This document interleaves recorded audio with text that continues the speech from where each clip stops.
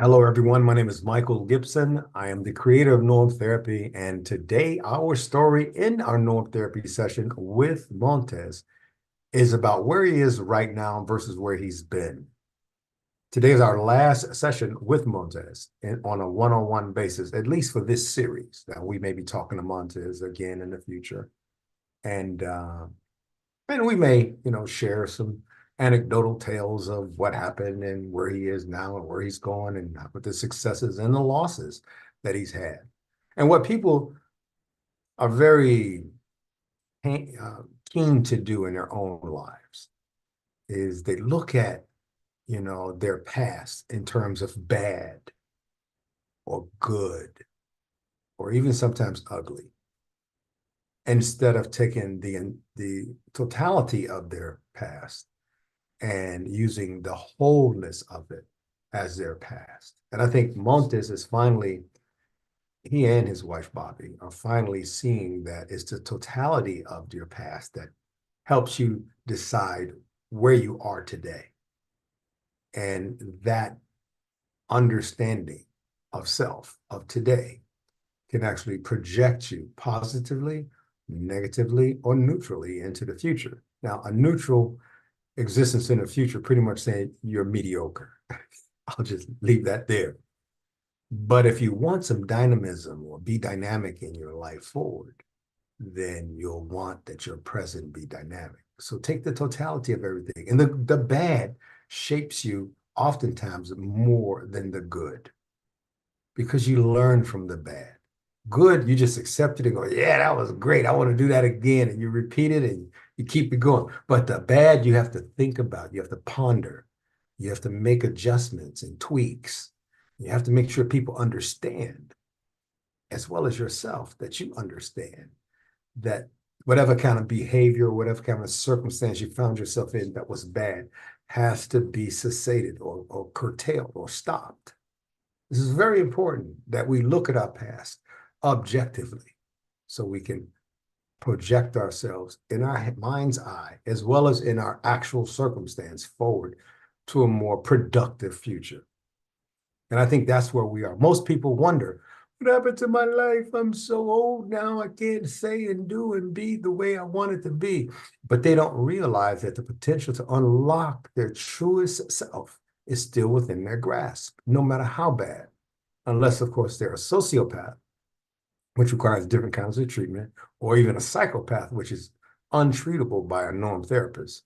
It's basically, time to refer mental health specialists, or psychiatrists, and psychologists, senior for psychopaths. Or even sometimes the malignant narcissist can actually be a person that is so out of control and believe their lies, as well as their juxtaposition in the lives of others. They believe it so much that they don't know when to stop or go up or down. Everything about them is right. Everything is correct. It's when you can't see fault in yourself, but you see it in everyone else. One of the things I asked Montez just about uh, every single session was, how do you feel about your wife? How do you feel about your family? How do you feel about basketball? And his answers, if you've noticed over all of this times, have always been very eclectic.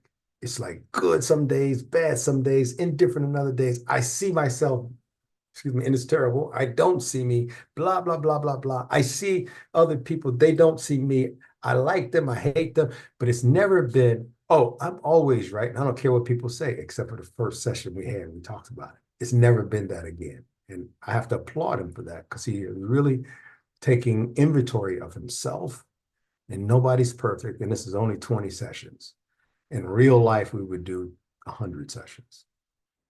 Maybe we wouldn't need 100 sessions, but establishing and maintaining rapport with a known entity and a relationship helps you to establish that same parameter and benchmark with others.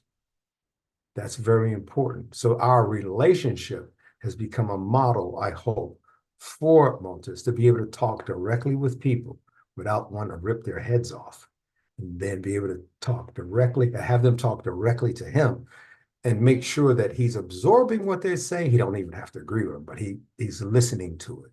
He understands their position. He's able to respond in a manner that's not antagonistic or dangerous. I think that's something we've been striving for, and I think we're well on that track. And you've seen some volatile episodes, everyone. So without further ado, I want to go to that quick 5-minute repartee of what we've been going through since session 1. And this is a very condensed version of therapy because it could take longer. Nobody's cured here. That's not what we're trying to do. I don't think any therapist in the world ever think, I'm going to go here and I'm going to cure this person. That never happens. And if they do say that, then they're the narcissist. The therapist is the sociopath or the problem. You can't cure anyone. The only person who can possibly get close to a notion of cure, the only person who can do that is you. You're the only person in the world who can change you. You're the only person in the world who can help you. You're the only person in the world who can cure you if that's what you're looking for. No one else can. Not your wife, not your friends, not me, not another therapist. That's impossible to occur. So anyway, without any further ado, I'm happy to bring Montez in and see him again. This is our last session. Montez, how are you? Hey, man, I'm good. How you doing? Oh, I'm doing very well, as a matter of fact. You know, I think of you these days with a warm heart. You're easier to talk to. You listen like, you're a therapist. I think you told me once, I'm a therapist. Dad, let me tell you. You see, people emulate people that they care about. Like you're like Bobby. You sacrifice everything. Bobby's like you. She sacrificed everything. Tell me, how are you doing in a work situation? I'm I fell down. I fell down bad, man. I, and no blame nowhere. But I made it. I made a life decision for myself, and I decided to stay with norm therapy. No matter what, you know what I'm saying. Without norm therapy, it'd be even impossible for me to work a job. Without understanding a few things about myself, and then being able to um function without the dysfunction in the workplace, right? Mm-hmm. Um, but I'm every day I am up. I'm up at the crack of dawn. I'm going outside and picking up bricks or whatever temp service will have me. I'm doing whatever I need to do to make sure that I'm providing for my family and my name all across these bills at 906. See what I'm saying? And so that right there makes me feel like a man. It makes me feel good to say I'm broke because I paid all my bills, or I put food in the house, or I bought my wife some shoes, or things, life things. It make me feel good to say that I don't have any money in my pocket because of that. Um, I'm But you have content a if great it's mindset for about it. that Well, reason. you have a great mindset about it. Um, you know, broke is temporary. Poor is permanent. The mindset you have, I'm broke right now, but I'm not poor. I'm gonna make mine. Yeah. That's a pretty healthy attitude. Broke is very temporary. Not to have any money is not a crime. It's not a crime. Oftentimes we punish ourselves as if it were a crime that we're broke. And people will punish you because you're broke. They will look down. You'll have $1 million and go to somebody and ask them for 250,000, and they'll give you the 250,000. You already have a million. But if you go to them with no money and say, I want 250,000, and they have millions, they won't even look at you. Isn't that something? Hmm. Because Oxymoron. yeah, people, it's a paradoxical set of circumstances. Paradoxical. But it's okay. Oxymoron, of course, is more a phrase or a word, but a play on words. Uh, like smart idiot. That's, but it's okay. Okay. Um, but it's okay. It's okay. Sometimes I mix up my definitions all the time, and I have to stop and go back and reread and go, what the hell did I just come out of my mouth? And I love it when somebody else does it.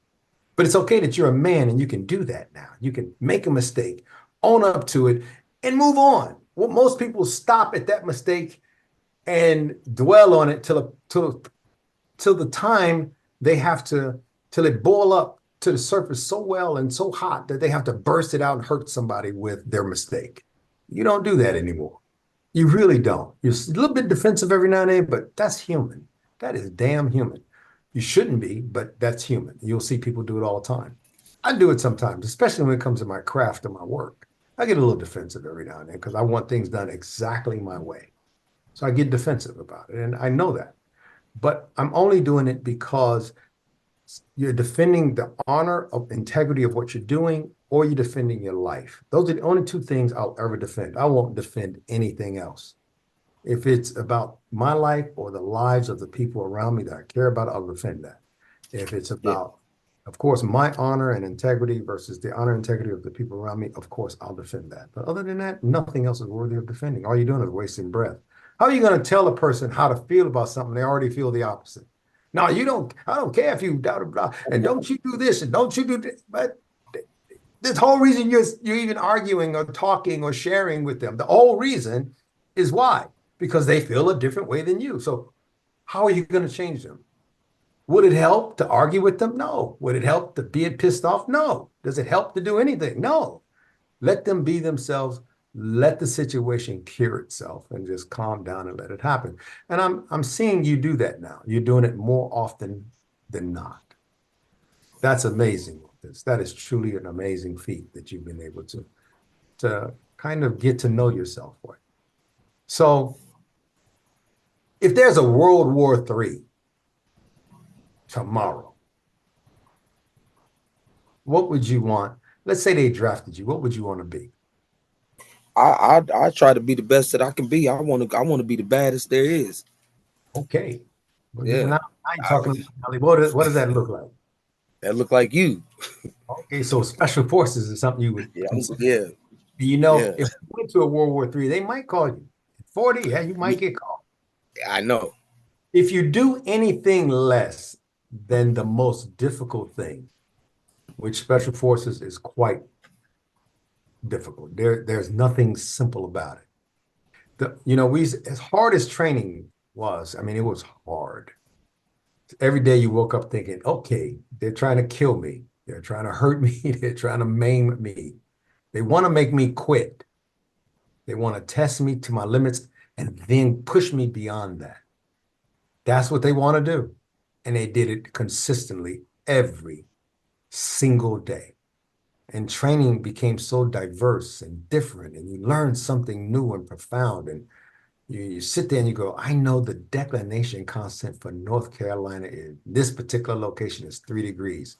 And I knew how to use the declination constant for map reading, or what we call back then land navigation.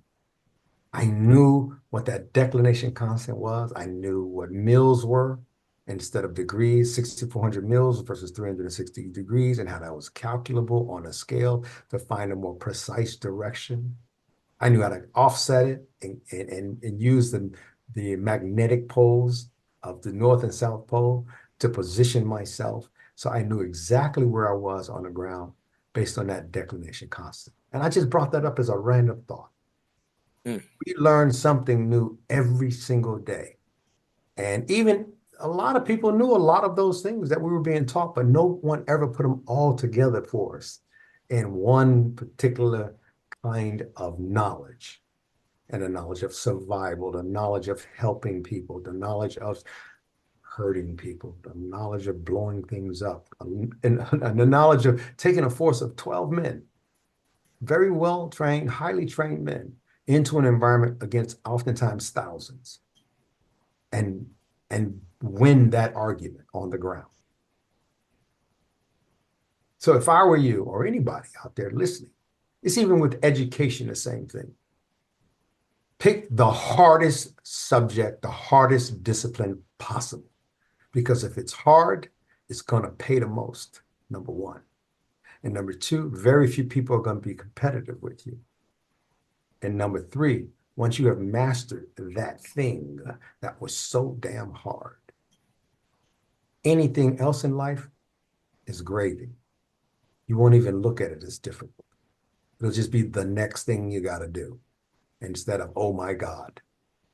And that defines a true warrior, a true, there's a World War III tomorrow and I'm going to do X. I used to be an instructor at Special Forces schools, both phase 1 and phase 3. I worked with Medal of Honor winners who the commandant of schools is a guy by the name of Colonel Ola Mize, Olamiz, Ola Mize. This guy had been shot many times, had fought all night to win his Medal of Honor. His whole team, everybody was killed but him. He ran out of ammo. And by morning, he had killed with a shovel 13, 15, 20 men with a shovel. And so this is that metal. This is that breed of people that I come from that you look at and emulate. And me getting my ass kicked by my father was brutal and abuse back when I was a child. But he prepared me to get an ass whooping in life. He prepared me for taking it and not whining and crying about it, but doing something about it. So if World War III came tomorrow and you had to choose who you'd become, pick the most difficult thing. If your education has an opportunity to advance in the future, pick something way out of your depth and study your ass off. Get with the best-minded people around you and figure it out. Do that thing that's difficult. It not only tests your mettle, it not only tests and prove who you are academically, but it also tells you that you can do something that most people cannot, and that is start something and then finish it. Most people cannot. The only reason people go to college, they don't even know. They think it's to go to learn a bunch of stuff. And it is partly, but mostly it's showing employers when they say you need a baccalaureate or a master's or a PhD for your resume in order to get or even apply for that job. Did you know that an executive assistant and 2/3, 60-something% of all the jobs in the world, the executive assistant, 2/3 of all those open jobs, it requires a baccalaureate degree, a BA, a 4-year degree in college. An executive assistant. Not that I'm belittling the position. I'm going to show you some math. Check the labor statistics in the United States. An executive assistant requires that in 2/3 of the jobs around the world. However, only 1/4 of all executive assistants have a degree. Now, does that make any sense? Does that make you think about it? So the system is rigged against you. It always has been. It's not some political statement. It's not some revelation. The system is rigged against you. When you go and you're trying to find education, parents out there, save your money now while your children are young. So by the time they go to college, you do not want to take out any student loans ever. It's a racket. It is a racket. It's designed to keep you in debt for 40 years, paying off a $20,000 loan. How are you going to pay $700 and $600 and $800 a month for $25,000 for 40 years? How do you do that?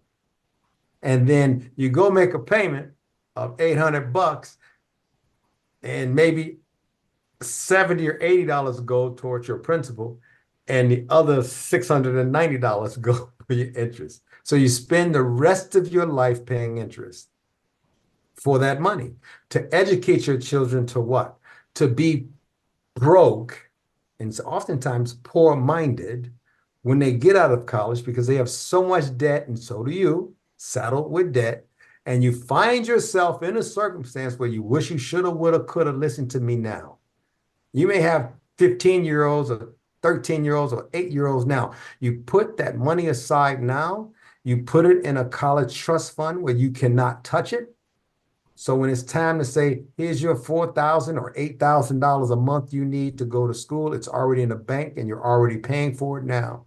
And you're not losing money on that proposition. So when your child, gets out of college, they're not paying off debt. They're actually buying themselves a new car. They're actually living that dream, earning that salary and enjoying it instead of paying and saddling their bills. You have to sometimes choose between, can I get married and have a child because I can't afford daycare, or am I going to go to school and pay my debt? It's a racket. Now, there are programs out there that you have to look at the U.S. government. Don't even look at your state government because they'll send you to these these payday loan kind of lenders, if you will. They're not necessarily Yes. payday loan people, but they'll send you to people that will charge you the meat of your soul for the rest of your life. So be careful with that. Did you know that, and since the last 4 years, more people have had their student loans paid off than any other time in all the administrations, period, in the history of all presidencies put together? I've seen it. I seen it on the news here about a week ago. There you go. So you know that. So put Mhm. that in context, just like you look at your own life, your education, your where you're going to go. You'd say you can't live without a job. You know how to make money. As hard as you work, Montez, I would every time, especially in the military and even in my civilian life, people know me as the guy who can take no. When somebody says no to me, I go, okay, next. I don't even stop to go, please, unless it's somebody really important to me and really germane to what I'm doing. I don't even repeat myself. But you have to put yourself in a set of circumstances now where it becomes hard. You want whatever you do next to be difficult and that you strive to master it and discipline yourself to be there and do well in it. You have to do that now. And that will start. It will be a great start to setting you up in the future. I didn't say choose something impossible. I think I'll be a brain surgeon today. No, that's not what I'm saying. But what I'm because you got 12 years of study plus another at least 8 years of your study to go in to learn your field and be boarded and all that stuff after you go to med school and all that. So that's 20 years of your life. You'll be 60 before you become a brain surgeon, a neurosurgeon. Okay, so I'm not saying that. Although if you want to be a 60-year-old brain surgeon, I'm happy for you. Knock yourself out, but pick those immediate goals that has a sense of immediacy and urgency to it that will, like you were doing when we first started this, you were trying to become a caseworker and you were trying to do this, but your past caught up with you and it hurt you somewhat. And it caused people to look at you differently, even though you were very competent and capable, and you were a good prospect for them. The criteria wasn't being met. So find something where people believe in you just as much as you believe in yourself. And I guarantee you it will foster an environment that will help you move forward. These lectures, if you will, that I'm trying to give you right now isn't about me having the floor. It's about those things I want to jam pack into your heart. This is our last session. I need to know that these things will work for you at some point. And anytime, send me a message and we can talk if I'm available because I get really busy, but definitely I will make room for it. What did you want to say? I didn't mean to interrupt you. Oh no, I got I registered an EIN number with the IRS. Yay. Boy, Um, ID. yeah, I haven't been able to figure out what's. I mean, I know what the next step is, but I mean, obviously more money got to be paid. But I'm recognized as something. One that got Um, to be paid for what? I'm thinking the LLC. Well, Um, you can do that thinking yourself. You know that, right? yeah, You can separate yourself. Go online and and look. Okay, go ahead. uh I have I got the resource queen sitting beside me every day. She get in there and find everything, but um I want to, man. It ain't nobody, ain't no boss like me.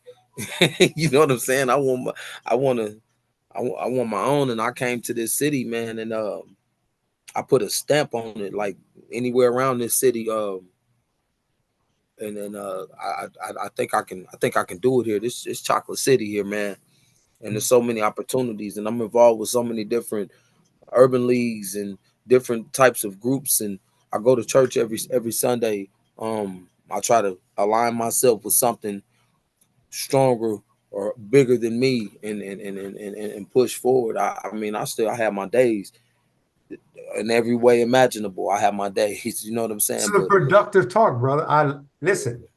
LLC. What would you call it? Well, don't give me the whole name because I don't want anyone there to steal it I from got me. it already. Mobile made for you. I'm gonna pull up at your house and I'm gonna shine your car up real quick for a couple dollars. Well, there you go. Okay. All right. Now, in business, the best thing to do is work yourself backwards from being at their house and helping them, then work yourself back to your technique and procedures for doing that mapping all that out. Then work yourself back to how does my organization run? How do I pay taxes? What portion of this money should be reported? It can't be an all cash business for an LLC. And the reason you have an LLC, it's a limited liability corporation. It's to shield you from personal liability, oftentimes, but not always, depending upon how you have your LLC constructed. But it's to shield you. You can have an LLP inside of your LLC, a limited liability partnership inside of a limited liability corporation. So if you take in any investors or partners, you can delineate their responsibility as well as their financial contribution and everything else in that LLP. You can do many different things, but what you really need, I think, since you're going to be a 1 or 2 or 3 or 4 man show, is you need an LLC as a holding company. You create a limited liability and call it whatever on wheels mag holding company and register it as such in the state of Ohio. I really wouldn't register it in the state of Ohio. I would register it in in a very friendly business state. Ohio is not a very friendly business state for What do registering. you mean? What do you mean? I would, Friendly business. well, sometimes the laws for business are not necessarily on your side. Yeah, Uh, yeah. More favor the state than you. Delaware Hmm. is a state, Delaware, Colorado, and Nevada uh, Okay. are states that are much more friendly. And a lot of states are adopting it to include Florida. You can go online and you incorporate yourself and you get what you call an agent. You get a corporate agent, an agency with an entity that files everything for you and do a lot of kind of stuff. And that company agent will do all the stuff for you.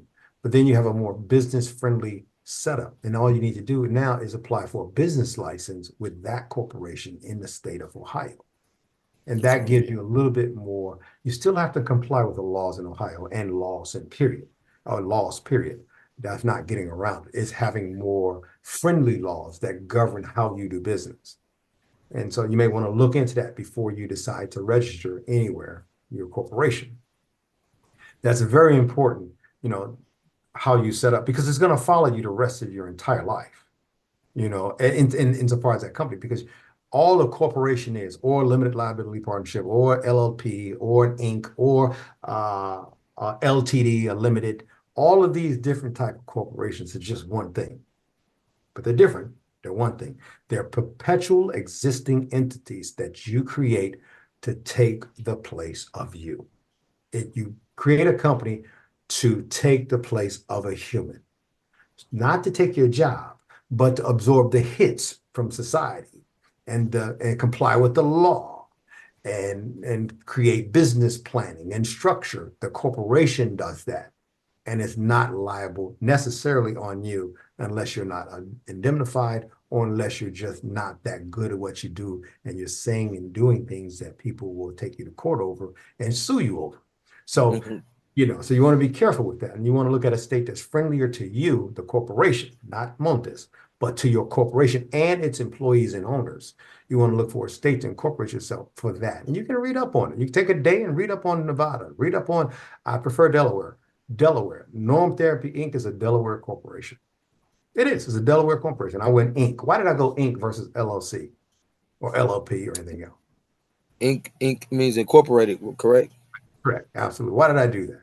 Because I want to be able to file taxes as a corporation, a C, what they call a C and a subchapter S corporation. But I want to file as a C Corp. Why? Because one day I will take Norm Therapy public. And I want to be set up now correctly in the right kind of state, the right environment, the right kind of filings, the right kinds of financials, the right kinds of everything that I need in order to further package Norm Therapy. Once we generate the types of numbers, and we already have the testimonials. We have thousands of testimonials from around the world and different people and hundreds of accolades of people saying how great we are and this is what we've done. We have empirical data. We can prove everything we're saying. So we want to make ourselves like a Coca-Cola or IBM or ABC company that goes public, where people now we're in the hands of the public and their public, what's it called, public trust. And the Inc. fits into that scenario better than any other corporation, a straight corporation. So saying all that to say to you, And I used to help people with their businesses before I became a norm therapist and decided to make this my vocation. But one thing you have to do is pick a difficult thing. Like if you're going to do the mag thing with the cars and you roll up and do that, you have to extrapolate. And extrapolation just basically mean figure it out forward. Figure it out forward. You have to extrapolate your vision from where you are right now, to where you're going to be in 5 years. You have to clearly see it, not talk about it, not have people constantly changing it for you and giving you their opinion and you changing your vision. You have to see exactly where you want to be in 5 years and do everything backwards to get to where you are now in your brain. And then it's harder to miss steps when you work from success back to where you are. It's harder. We used to call that, I stole it from Special Forces. We used to call it the backwards planning method, where we planned from when we crossed the objective all the way back. So if you look at it, crossing the objective, let's say we were conducting an ambush or a raid, we would look at it from the time we rallied after the raid, all the way back, all the steps, so we can take care of the objective to get all the way back to where we are now, so we don't miss a thing. Take that strategy into your life. Always look at where you want to be and work yourself backwards from there. I'm just giving these nuggets, if you will. And I want you to know that you have the work ethic. You just haven't really maintained the discipline of it. Work ethic requires a lot of discipline. You have a work ethic that's good and when it's good, but when it's bad, it's bad. So you have to stop the bad part. You have to work and be consistent, and you have to make sure you stick with whatever, whether it's norm therapy or any other obstacle that's in your way. You stop it, or you ask for a change, or you do something, but take care of you forward. You made a commitment to be in norm therapy, and I appreciate your sticking with that commitment for the best part and the most part. That is very commendable. And anyone, especially employers, especially after we start advertising, we go viral and we start a different series where people come back and look at these tapes, they're going to look at you and say, I would give that guy a chance. I would really give that guy a chance because he's trying. They're not going to say, oh my God, I never want him. He's a criminal. He's this, that, and the other. Changing people's minds is not up to you. It's up to them. But it's based on you. It's not up to you to try to change their mind about you. So stop trying. Don't even try. It won't help. It's up to them to change their own mind based on how you operate, how you respond, how you get the job done, what your work ethic is, what they see in your discipline, what they see in your willingness to go the extra mile. But I think you're more right than I am today. I think being an entrepreneur takes a whole lot of guts. It's harder, but it's more rewarding to you. Having your own company, your own LLC, properly structured, and going out and getting that business done is the smartest thing you've said to me since we started talking. Now all you have to do is do it. That's all you have to do. Go ahead and produce. Do that. I think that'll put you in a mindset of not only having your own, but having an abundance to share with others. Yeah. That's what you want to do. That's all you said to me since day one is taking care of the people around you. So take care of them. The only way you can take care of them, Montez, is to first take care of you. Get that LLC going. I've been hearing that all my life. There you go. Well, speaking My of mom that, even said that to me when I finally got back to her, and I am taking care of me by taking care of you. well, there you go. See, you got to be here for me so I can be there for you. And that's how life works. It's called being reciprocal in your own life. To and fro, back and forth, you and me, up and down. You have to be reciprocal. Give to me what I'm giving to you back. And keep that exchange. There's no such thing as a contract in the world without the exchange of consideration. There has to be some exchange. You give me money, I'll do this, I'll clean your car. I give you my time, you take the therapy. There's always an exchange of consideration in every contract, or it's an invalid contract. It's voided. If there's no exchange in that particular contract, it's not legal because there must be something there that's enforceable.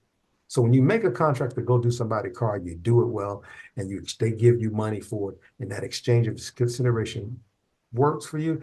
That's when you become productive and profitable in a business world. We'll talk more about that hopefully on the side every time we talk. But I need to have you do something that I discussed. I'm gonna give you 10 to 15 minutes, and I'll stop you. I wanted to do this. You can't gloss over anything, so be as specific and quick as you possibly can. Don't go left and right. Go from then to now. Tell me your life story in 15 minutes. Okay. 15 minutes. I was born in 1983 in Marion, Indiana. My mother was born in Tupelo, Mississippi. Grew up in Chicago, Robert Taylor's. My daddy was from Lake Providence, Louisiana. He grew up on the plantation, sharecropping. My father's 69 now, so he's just barely old enough. Um, as a little bitty boy, maybe 2 or 3, I moved to Benton Harbor, Michigan. When I was born with cocaine in my system, so it was that type of party. As far as my environment and the people that I was around as a toddler, um, projects in Benton Harbor, Michigan, or Bering Springs, Michigan, it was real rough. My mother was really strung out, but trying to play the role like she wasn't. Um, my mother's boyfriend was a hitman from Detroit. He acted like that. Uh, there was a lot of abuse. It was myself. I was the third oldest out of 4 of us at the time. Um, I watched my sister be forced to watch sexual situations that was going on in the household when we were kids. Around about 88 or 89, my grandmother and grandfather, my great grandmother and grandfather, um, in Indiana, along with my great aunties and uncles, they tricked my mom there and got all us kids and kept us. I made her leave. The whole time I'm thinking she coming back. I'm standing in the window. I wasn't no more than 5 or 6 years old. I'm thinking she's coming back. She's not coming back. Um, as I got older, that turned into a behavioral situation for me. I had a lot of case managers, social workers, counselors, psychiatrists, psychologists. I went to the Department of Corrections when I was 13 years old. By the time I was 15, I was waived and tried as an adult. I shot my best friend in the stomach. He didn't die by the grace of God, but I had to go to prison for that. I sat in prison that time for 3 years. I got out right after my 19th birthday, which was 2002. Um, I came home. I tried to do right. Thought I was going to do right. I ended up got into a situation where I was purely innocent. Somebody tried to put a gun in my mouth, and that turned me into some type of gorilla or whatever I thought I was at the time. Um, I went from trying to do right to carrying guns.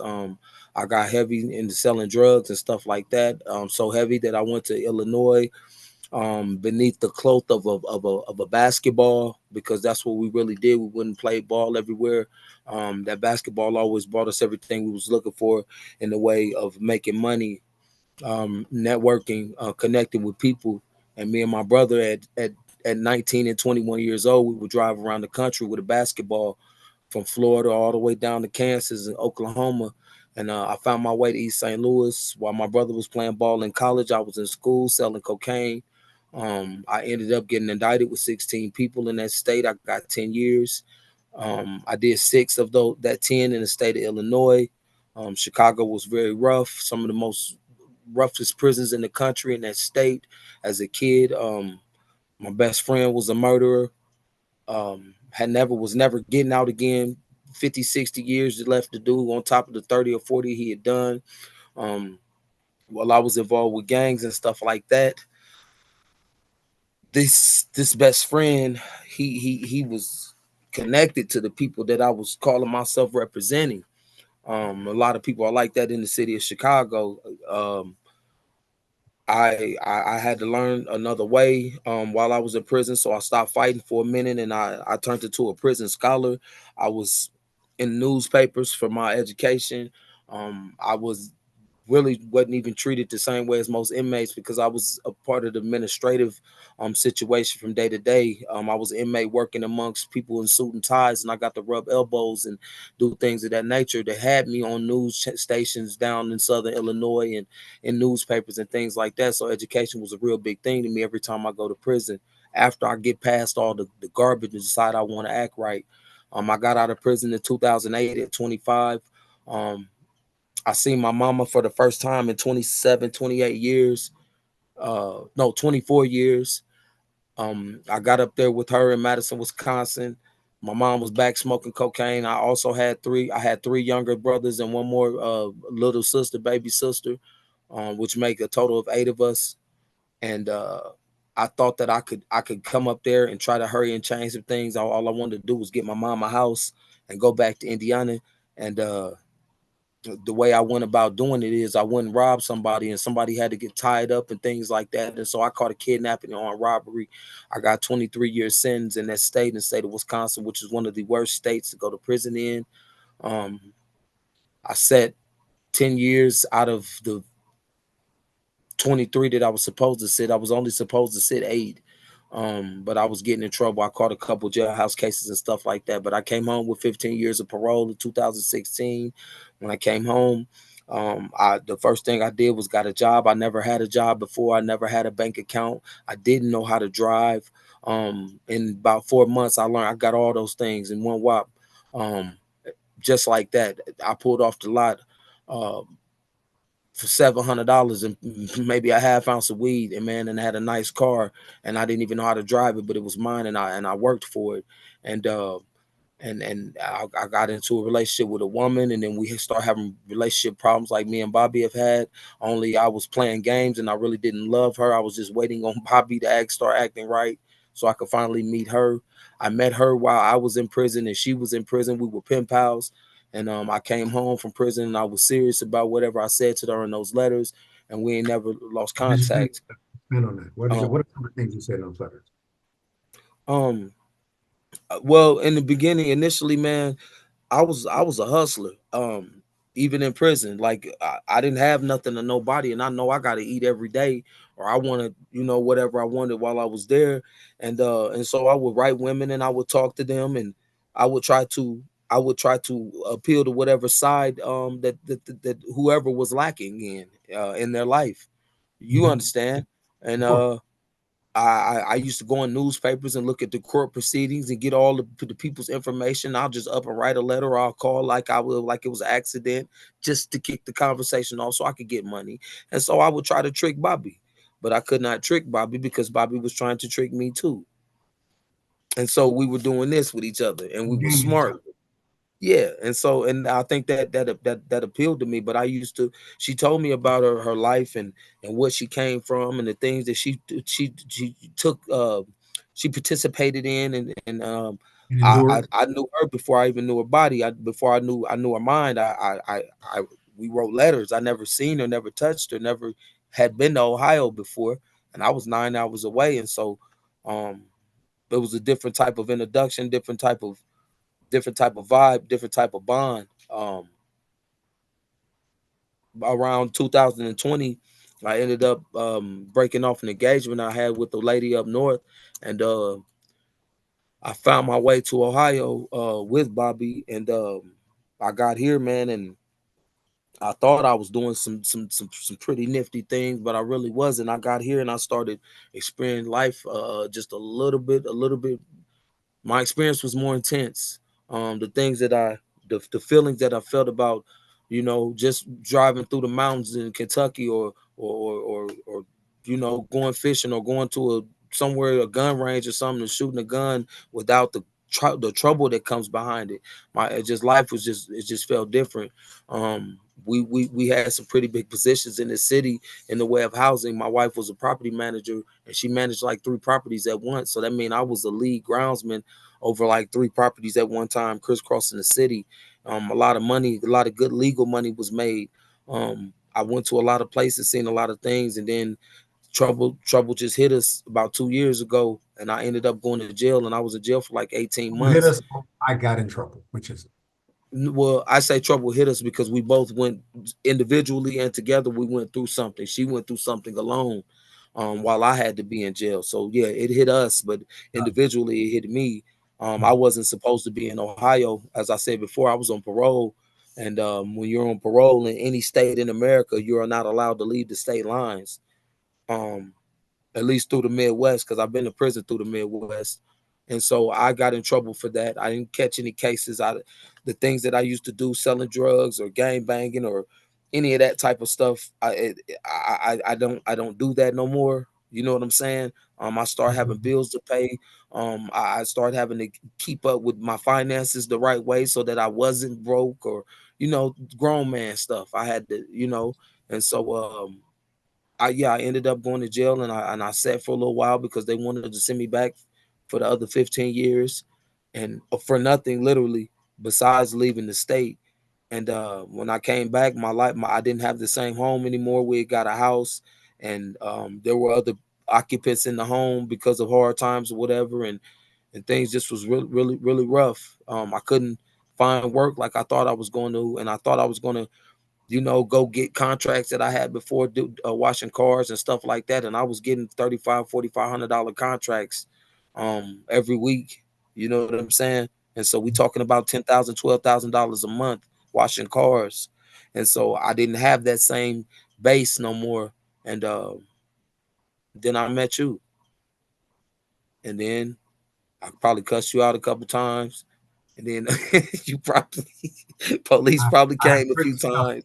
pretty tough skin. Well, keep Yeah, going. you do. You do. Because anybody else would have left me alone. And I appreciate it. You know, It's in our weaknesses. It's in our weaknesses that we find our strengths. yeah, That's where we find our strengths. So when somebody's down or they're fighting or hollering or screaming, it's only them saying, "Help me." That's all it is. yeah, Because if you didn't care, if you didn't want help, you wouldn't say a word. So having that experience with you is okay. That can't be my determinant that I use about you in the future. I have yeah, to use, the totality of who I know so far with Montez and not just the when I'm pissed off Montez. And what you like, I think, and you respect even in Bobby, is you can't intimidate me or you can't intimidate the people that you most care about. Once you know you can't do that, then there's no more power struggle.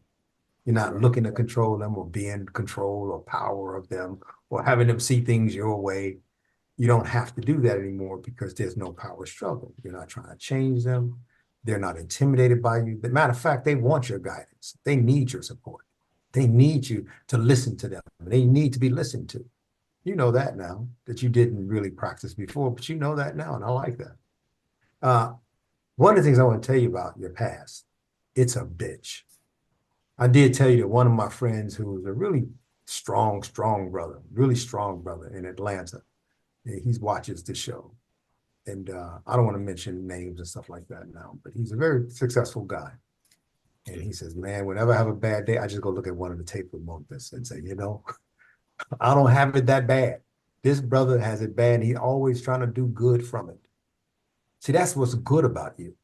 You're always trying to do good from it.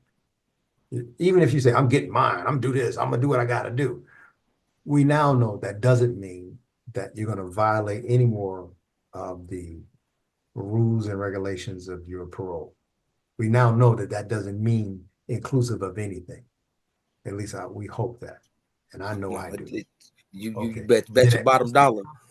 that interstate compact, that thing say Yeah. just leaving the state, that's one of the rules, brother. You break one of the rules, whether it's frivolous to you or not, it's a rule. You break it, they're gonna break you. Mhm. That's just how it works. And I'm sorry you went through that, but at the same time, you are fortunate that you went through it and you came out still a free man and you got the interstate compact working for you now. So you now there legally. So you don't really have to fear anymore of if the police pull me over, I'll lose this new thing that I'm doing, or I'll take 10 more steps backwards. That's not a Nope. bad thing. You learned it the hard way, but you learned it. You learned And it. I got my license. There you oh, what? And I got my license. What? Got my Let me tell you license. something. I tell you, um, I think the worst thing they do to ex felons or ex convicts is take their driver's license and privileges of the state away. Voting, driver's license, hunting license, gun license, unless it's a violent crime that you were involved in. I think that your rights, once you pay your debt to society, once you pay your, can you see me okay? Am I sticking or freezing? Okay. Can you see me? I, Okay. it froze for a second, but I hear you now. Okay, great. Because I think it was on your end. We kept sticking a little bit. But so long as you can hear me, that's fine. But once you pay your debt to society, I can hear you. which technically you haven't. You pay part of it. The other 15-year probation is the other part of it. Are you there? Okay. I'm here. I'm here. Just keep freezing. Okay. No problem. Anyway, so once you pay that debt to society, in 15 years of being a good guy, I didn't want to say boy because I don't want to diminish the value of who you are, but that's just the colloquial and the term that people are saying. Good, be a good boy for 15 years. Yeah, it's too demeaning. But being a model citizen for the next 15 years of your life, then your debt is paid. Once it's paid, all your privileges should be restored. I think we lost Montez there. We got about 10 minutes left to go, and he's coming back. Okay, there he is. Sometimes we have other programs going while we're on here, Montez, and eat up all the internet. That's all. Hear me okay? Yeah, I can hear you. All right, no problem. But what I wanted to tell the world was you see, the reason I ask you, this is part of a technique that I created called the accordion effect. Early on, you told me your portions of your life, and now you just told me your life. Normally at the 5 session mark, the 10 session mark, the 15, 20, 25, 30 session mark, I ask you to tell me your life. Your life, the way you told it the very first time and the way you're telling it now are two different stories. Yeah, it's not a lie. Don't get me wrong. It's just more expanded. You see the impact of what you've done in your life backwards onto your life. You see where you're going along that path, what got you there. You see the pitfalls clearer. You see the mistakes you've made clearer. The only reason why therapy of any kind works is that you reflect on whatever it is you're talking about. If you're not reflecting on it, if you're not finding a deeper meaning and a connection to your own self and your past, if you're not doing that, therapy's not working. You have to sit back at night and say things like you said during this session. Well, I wanted to do norm therapy, and I'm glad I did it. These are your words. You have to sit when we're not on camera to yourself those other 23 hours in a day. And you know about those 23-hour days being in isolation for so long. You know about them. But you have to sit for those other 23 hours and say, where can I, and I'm going to keep talking because I know he's probably coming back in listening at the same time. But you have to look at those hours. You have to say to yourself, how can I be most productive in these 23 hours? How can I use what I'm learning in that 1 hour? How can I be a different guy to people who are expecting the worst of me? How can I be the guy that will not give them my worst? I will give them my best. How do I humble myself? Does humbling myself meaning kissing somebody's ass? No, it doesn't. As a matter of fact, I don't believe in humble and humility. I've never believed in it. I don't believe in arrogance either. But I don't think I need to subjugate myself or make myself lower than another person in order to get their attention or to have their respect. But what I do believe is if I treat them exactly how I want to be treated, and we are here with each other, instead of me going, yes, sir, and I'm telling other people, no, you can't, no, you can't. Instead of being there with anyone, I'm right here with everybody. I speak to the CEOs and presidents of countries, and this is no joke, the exact way I'm speaking to you. And I speak to people who may be beneath my station in life or where they are, but I don't treat them as being beneath me. I treat them exactly the same. And once you can start doing that without even having to think about it, then you're not beholden to anyone but yourself. And that's not bad, a place to be, because Montez will just be Montez. And people will have to accept you exactly that way. You never have to walk into a room again worrying about what people think of you because you don't care, because you're already doing your best. And if that's not good enough for them, F them. Literally. Would it help to worry or complain or bitch or whine or be feeling bad? Does it help? No. So don't. So I say all this to you because real men do real things. I think you've heard me say that a few times. You are a real man in every sense. You just weren't given that environment where you can use your skills, hone them, learn new principles and structure that you could have applied to your life. If you're going to be a criminal, be the best damn criminal in the world. You get it? But don't be a Hmm. criminal. That's not my advice. No, But I get it. along the way, if you're going to Yeah. do something in civilian life or in your free paroled life, be the damn best you can be. You just said that to me. I know if a war started tomorrow, I'm going to be the best that I can be. You know, that used to be the motto in the army, the all you can be. I took that seriously. I went from radar operator to special forces to ranger to scuba, being the only black guy in special forces on a team that scuba qualified. Period. And all the special forces in the whole world, I was the only black guy at the time when I went through. And on and on and on. And then going to OCS, becoming an officer. Then after that, I went, people say, will you ever stick to one thing? No, this is not who I am. This is just a culmination of who I am. Are you Hmm. kidding me? I'm going to keep adding to that until I can't stop adding. Hmm. And that's the deal. And then after special forces, I went to OCS, became an officer. And then after that, I went to the airborne school and I taught people how to jump out of airplanes and all that kind of crap while I waited on my flight class. And I went to flight school for helicopter for UH-1H training or rotary wing training, what they call it. Become a helicopter pilot. And then on and on and on and on and on. That's how my life has been, building one thing onto the other. I even at a point in between the assignments, I was teaching at special forces schools, as I mentioned to you. I never thought I'd say I would wear a white flash because you wore white flashes back then, which signifies you work for the instructor part of special forces. I wore a Hmm. white flash, red flash. Anyway, I got a couple questions for the audience, and I want to ask you real quick. Let me look at something. Excuse No problem. It's okay. Um, how did you and Bobby start writing one another, and how did you get their information? That's me. that's somebody caught that. Okay. What we have is what you call ma.com, right? And it Oh, ain't got nothing. Well, it ain't got nothing to do with no internet. It's your networking, almost like the Underground Railroad. got it. Got it. Okay, so Oh, Harriet Tubman uh thing. You just, everything yeah, under yeah, the yeah, yeah. Well, that was a system of houses. This is a system of letters. If me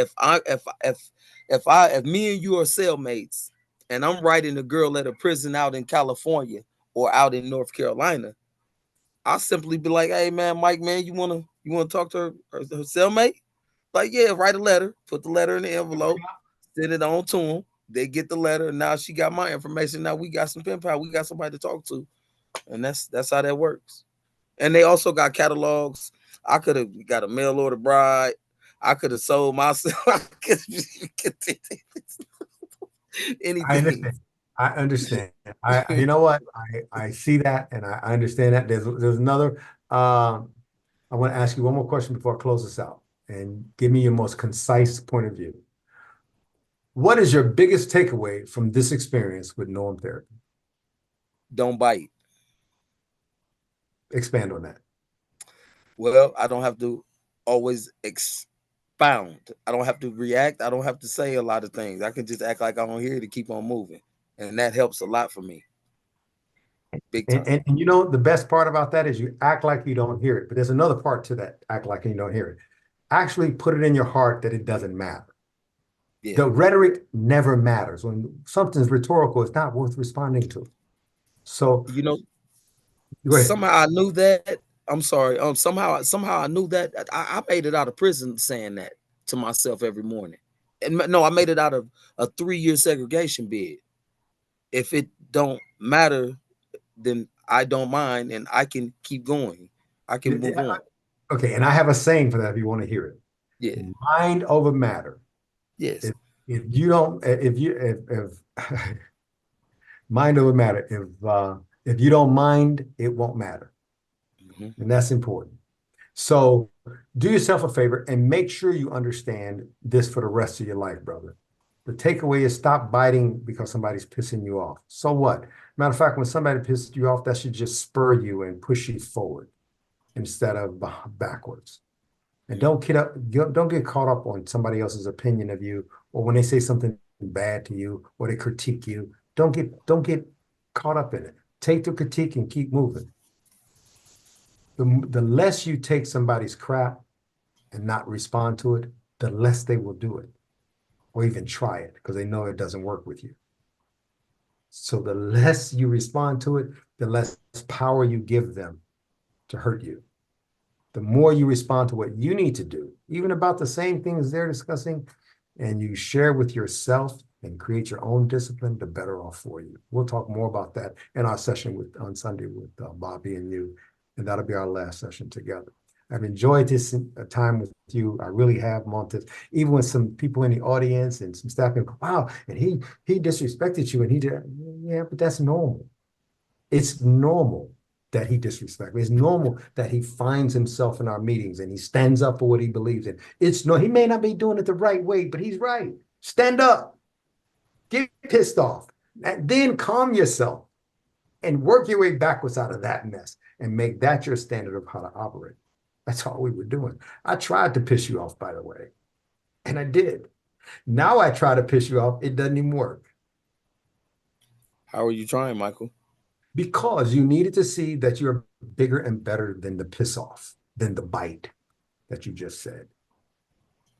That's my whole job, is to get you rattled and see if what we're doing and what we're asking you to do actually helps you in unraveling the mess and keeping you calm and focused and disciplined. That's my job. Not to be your friend and your buddy and laugh and joke, although we've been friendly, we've laughed and we've joked. But my job is to make sure you're okay, that you can be tested and you will actually pass instead of fail. Don't you think that should be my job? You good at it. Then you got my vote too, and I have yours. Now that's all we look for in life. We just need each person's vote of confidence. We went over time, but thank you, audience, for sticking around for Montez and I. This is our last session together.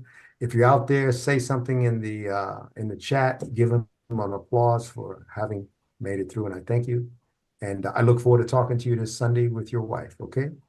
Try to have a Okay. good week, and just respond and not react, and you'll be fine.